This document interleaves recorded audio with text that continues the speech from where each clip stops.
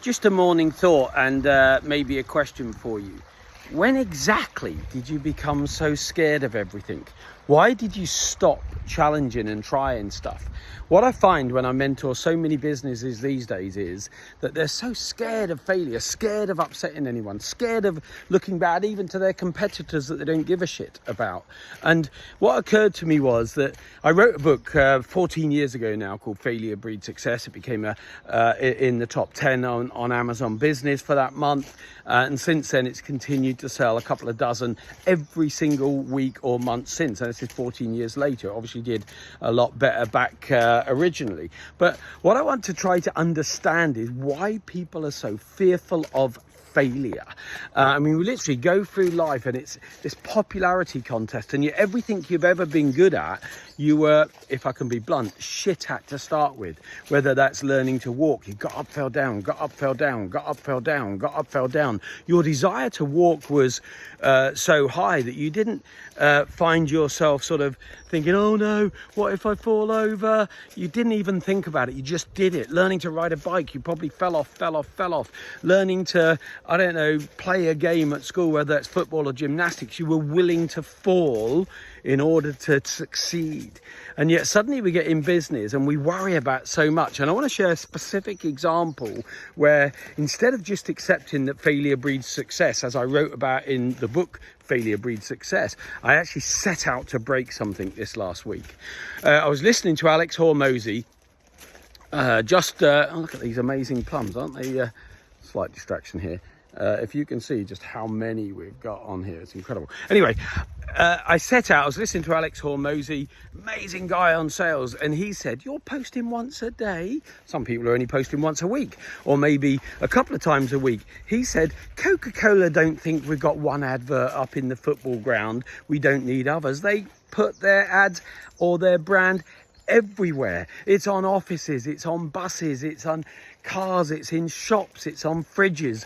It's literally everywhere they can possibly get it, because they want unavoidable interaction, unavoidable visibility. And we've got to start thinking like that. Anyway, even I was a bit fretful. I thought, oh, once a day, that's probably already a bit too much. And some people say, oh shit, Mike, I see your posts everywhere. You know, it's starting to piss me off. So I thought, oh, 5 times a day is what Hormozi said. 5 times a day on all platforms. And I thought, 5 times a day, is that going to really piss people off? And then what he said really rung true to me. He said, the people that you will piss off by posting more regularly were never your customers. They were never going to be your customers. They were never going to buy from you anyway. And if you posting a few more times is what makes people stop following you, don't worry about it. Let them stop following you. But the people who might be your customers will see you, because we're scrolling through social media. The chances of seeing the one post you put up are really minimal, especially with the restrictions a lot of social media put on it. So you've got to be doing it again and again and again and again. Anyway, I thought, shit, I'm going to upset some people. I'll try it. For 1 week, I have been posting 3 to 5 posts a day on social media. Do you know what the result was? I thought I would piss people off. Not a single person has said, Mike, stop it. You're pissing me off, there's too much content out there. They might have thought it, but nobody said that. But what's really important is the post impressions were up, not slightly, 62.7%. The reach of followers on LinkedIn was up 73% just by putting more posts out. Stop worrying about failure.